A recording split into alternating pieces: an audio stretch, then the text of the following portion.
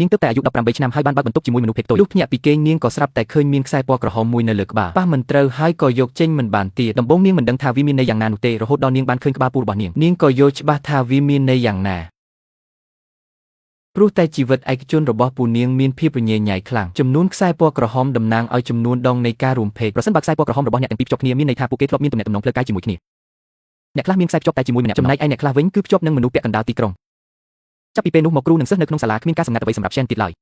នៅពីក្រោយមនុស្សដែលមានរូបរាងសមរម្យទាំងនោះគឺមានខ្សែក្រហមជាច្រើនជំពាក់ជំពិនគ្នា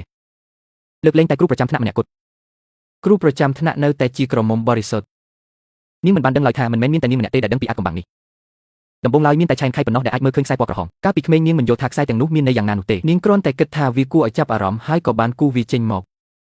តែនាងនឹកស្មានមិនដល់ថាម្ដាយរបស់នាងនឹងវិកលចរិតក្រោយពីបានឃើញវាខ្សែពណ៌ក្រហមរបស់ឪពុកនិងមីងរបស់នាងបានភ្ជាប់គ្នាដូច្នេះហើយម្ដាយនាងក៏បានចាក់សម្លាប់ឪពុកបន្ទាប់ពីទុកឆែនឆៃចោលនាងក៏បានបាត់ខ្លួនដោយគ្មានដំណឹងពេលធំឡើងឆែនខៃក៏បានយល់ពីអាថ៌កំបាំងនៃខ្សែពណ៌ក្រហមប៉ុន្តែនាងមានអារម្មណ៍ថានាងមើលឃើញតែផ្នែកអាក្រក់របស់មនុស្សជុំវិញខ្លួននាងក៏បានសម្រេចចិត្តលោតពីលើអាគារប៉ុន្តែរយៈកម្ពស់ត្រឹមជាន់ទី3មិនអាចសម្លាប់នាងបានឡើយបន្ទាប់មកនាងក៏បានព្យាយាមអារកដៃសម្លាប់ខ្លួនតែនៅតែមិនអាចស្លាប់បានដដែលបើព្រះចង់ឲ្យនាងរស់នាងក៏សម្រេចចិត្តឈប់គិតចង់ស្លាប់យ៉ាងហោចណាស់នាងចង់ដឹងថាតើខ្សែពណ៌ក្រហមទាំងនេះកើតឡើងដោយរបៀបណាហើយតើមានអ្នកណាផ្សេងទៀតដែលអាចមើលឃើញវាចាប់ពីពេលនោះមកឆែនខៃបានក្លាយជាមនុស្សម្នាក់ដែលមិនចេញទៅក្រៅផ្ទះនាងបានបិទបង្អួចជិតឈឹងដើម្បីជៀសវាងការមើលឃើញខ្សែលើក្បាលអ្នកដទៃប៉ុន្តែរៀងរាល់ព្រឹកនាងនៅតែលួចមើលពិភពលោកខាងក្រៅ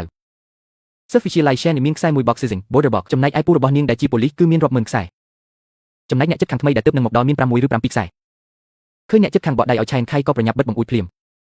នាងមិនចង់រាប់អាននរណាម្នាក់ឡើយបន្ទាប់មកនាងក៏ពាក់វ៉ែនតាខ្មៅមើលទូរទស្សន៍ព្រោះនាងក៏អាចមើលឃើញខ្សែលើតួអង្គក្នុងទូរទស្សន៍ដែរភ្លាមនោះក៏មានអ្នកជិតកណ្ដឹងទ្វារនាងមើលតាមរន្ធទ្វារក៏ឃើញអ្នកជិតខាងម្នាក់នោះ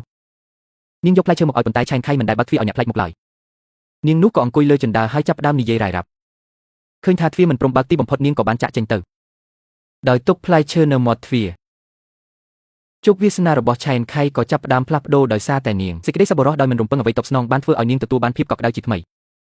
នាងក៏បានបើកទ្វារតិចរួចយកផ្លែឈើនោះចូលទៅក្នុងផ្ទះនៅក្នុងថង់នោះមានផ្លែពេះចំនួន3ផ្លែ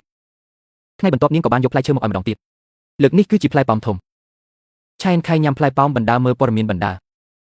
ព័ត៌មានបានផ្សាយថាមានករណីឃាតកម្មជាច្រើនបានកើតឡើងនៅក្បែរតំបន់ស្ត្រីដែលរស់នៅម្នាក់ឯងជាច្រើនអ្នកត្រូវបានសម្លាប់បុរសពាក់មួកសុវត្ថិភាពម្នាក់មើលទៅគួរឲ្យសង្ស័យឃើញថាគេមានខ្សែក្រហមរាប់រយដែលវាជារឿងកំហុសប៉ុន្តែមនុស្សពេញវ័យដែលមានខ្សែតែមួយក៏កម្រមានដែរលើសពីនេះគេថែមទាំងបានលួចស្ដាប់នៅកន្លែងកើតហេតុទៀតផងយប់នោះនាងក៏បានឮសំឡេងម៉ូតូម្ដងទៀត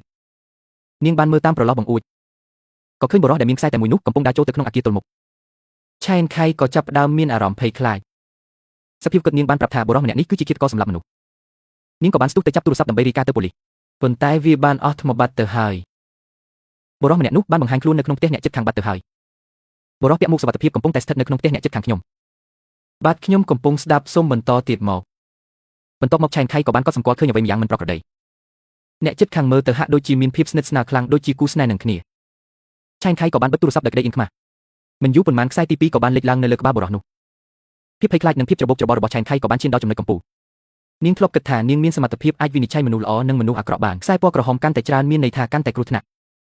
ប៉ុន្តែបុរសដែលមានខ្សែតែមួយនោះបានធ្វើឲ្យនាងយល់ច្រឡំថាជាឃាតករការពិតទៅគេគ្រាន់តែជាមនុស្សធម្មតាម្នាក់ដែលមានស្នេហាតែប៉ុណ្ណោះនាងក៏ចាប់ផ្ដើមសង្ស័យថាតើខ្សែពណ៌ក្រហមទាំងនេះពិតជាតំណាងឲ្យសិលធម៌មែនឬយ៉ាងណាឬក៏គ្រាន់តែជាសេញសម្គាល់នៃទំនាក់ទំនងដ៏ស្មុគស្មាញតែប៉ុណ្ណោះ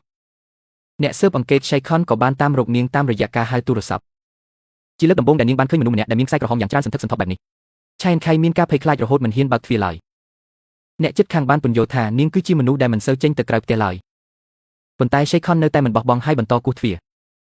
ជាចុងក្រោយឆែនខៃក៏បានបើកទ្វារបន្តិចដើម្បីពន្យល់ថាវាគឺជាការយល់ច្រឡំខ្ញុំមើលច្រឡំក៏ប្រញាប់រាយការណ៍ទៅប៉ូលីសតែម្ដងតើអ្នកអាចរៀបរាប់ពីស្ថានភាពនោះឲ្យបានច្បាស់លាស់បានទេខ្ញុំឃើញបុរសពាក់មួកសុវត្ថិភាពម្នាក់បានដើរចូលទៅក្នុងអគារទល់មុខនោះខ្ញុំគិតថាស្ត្រីម្នាក់នោះប្រហែលជាកំពុងជួបគ្រោះថ្នាក់ព្រោះតែមានករណីឃាតកម្មជាច្រើនបានកើតឡើងនាពេលថ្មីនេះប៉ុន្តែពួកគេគ្រាន់តែជាគូស្នេហ៍នឹងគ្នាទេតើអ្នកមិនមែនជាសិស្សទេហេតុអ្វីមិនទៅរៀនយប់នោះនាងក៏បានឮសំឡេងម៉ូតូម្ដងទៀត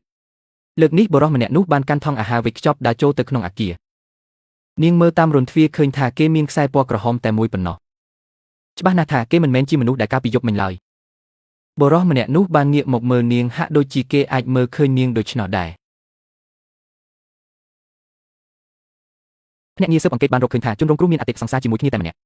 គឺជាគ្រូបង្រៀនគណិតវិទ្យាដែលមានរូបរាងស្លូតបូតម្នាក់ ហើយអាសៀឋានរបស់គេគឺនៅជាន់ខាងលើផ្ទះរបស់ឆៃនឆៃសភាពគិតរបស់ Shaykhon បានប្រាប់ថាករណីនេះច្បាស់ជាមានការពាក់ព័ន្ធគ្នាពួកគេក៏បានសម្រេចចិត្តទៅស៊ើបអង្កេតភ្លាម Shaykhon ក៏បានទៅដោះស្រាយរឿងផ្ទាល់ខ្លួនហើយឲ្យដៃគូរបស់គេទៅមុនដៃគូរបស់គេក៏បានរកឃើញថាទ្វារមិនបានចាក់សោឡើយនៅខាងក្នុងផ្ទះមានសភាពស្ងប់ស្ងាត់ខុសពីធម្មតានៅពេលដែលគេដើរចូលទៅក្នុងបន្ទប់គេងគេក៏បានឃើញទិដ្ឋភាពដ៏គួរឲ្យរន្ធត់បំផុតបន្ទប់ទាំងមូលត្រូវបានលាបពណ៌ក្រហមឆ្អៅដូចជាឈាមហើយមានឧបករណ៍សម្រាប់ធ្វើឃាតជាច្រើននៅទីនោះ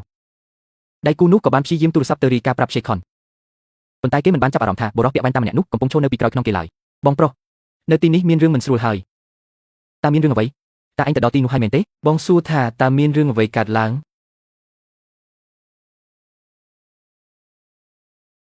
ឲ្យដងសេកដៃគូម្នាក់នោះត្រូវបានគេវាយឲ្យសន្លប់រួចចងភ្ជាប់ទៅនឹងកៅអីបុរសពាក់វ៉ែនតាក៏បានយកមួកសុវត្ថិភាពមកពាក់គេពិតជាឃាតករសម្លាប់មនុស្សម្នាក់នោះមែននៅសល់តែម្នាក់ទៀតប៉ុណ្ណោះឆៃនឆៃបានឃើញគេកំពុងដើរសម្ដៅទៅកាន់អគារស្នាក់នៅទល់មុខនោះ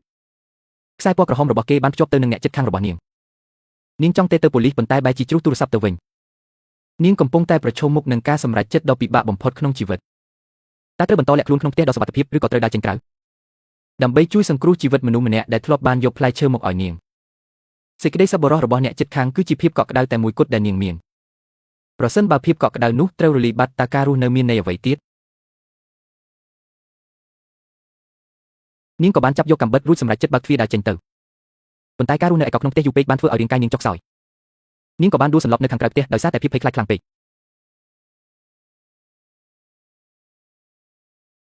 អ្នកជិតខាងឮសំឡេងកណ្ដឹងក៏ស្មានថាជាសង្សាររបស់នាងមកលេងនាងក៏បានបើកទ្វារដោយមិនបានប្រុងប្រយ័ត្នអ្វីឡើយនាងមានការតក់ស្លុតយ៉ាងខ្លាំងនៅពេលដែលគេដោះមួកសុវត្ថិភាពចេញលោកចង់មែនតើលោកសុខសប្បាយជាទេតើលោកមកទីនេះដោយរបៀបណា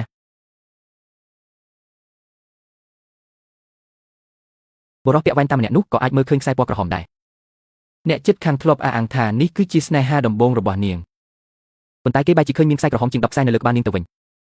គេមានអារម្មណ៍ថាត្រូវបានគេក្បត់និងបោកប្រាស់យ៉ាងខ្លាំងភាពចង់គ្រប់គ្រងខ្លាំងពេកនិងការនិយមភាពបរិសុទ្ធជ្រុលហួសហេតុបានធ្វើឲ្យគេខ្លាចជាឃាតករដេញសម្លាប់អតីតសង្សារដែលធ្លាប់បានភូតភរគេនៅពេលដែលនាងហៀបនឹងបាត់បង់ស្មារតីឆៃនខៃក៏បានបង្ហាញខ្លួនឡើងជាមួយនឹងកាំបិតនៅក្នុងដៃបុរសម្នាក់នោះបានសម្ដែងការមើលងាយមកលើនាងគឺជាអ្នកជិតខាងដែលមិនដែលចេញពីផ្ទះនោះតើនាងចង់យកកាំបិតនឹងមកចាក់យើងមែនទេមកចាក់មកដៃរបស់ឆៃនខៃញ័រទ្រើករហូតដល់នាងនិយាយមិនចេញឡើយបុរសម្នាក់នោះក៏បានដណ្ដើមកាំបិតពីដៃនាងយ៉ាងងាយស្រួលរួចក៏បានចាក់ទៅលើពោះរបស់នាងយ៉ាងសាហាវបន្ទាប់មកគេក៏បានងាកទៅរកសម្លាប់អ្នកជិតខាងម្ដងអ្នកជិតខាងក៏បានយកខ្នាយមកវីតបវិញរហូតធ្វើឲ្យខ្ទាតវ៉ែនដារបស់គេចេញនាងក៏បានវាទៅរកឆៃនខៃដើម្បីដាស់ឲ្យនាងដឹងខ្លួនប៉ុន្តែត្រូវបានបុរសម្នាក់នោះចាប់ជាប់ម្ដងទៀតលេងខ្ញុំទៅចេញឲ្យឆ្ងាយទៅរិខខនបានមកដល់ហើយមើលឃើញទិដ្ឋភាពនោះតាមរយៈបង្អួចគេក៏បានដកកាំភ្លើងឡើងដើម្បីត្រៀមខ្លួនបាញ់ឆៃនខៃក៏បានដឹងខ្លួនវិញហើយចាក់ទៅលើជើងរបស់បុរសម្នាក់នោះបុរសម្នាក់នោះបានដកកាំបិតចេញហើយហៀបនឹងចាក់ទប់វិញ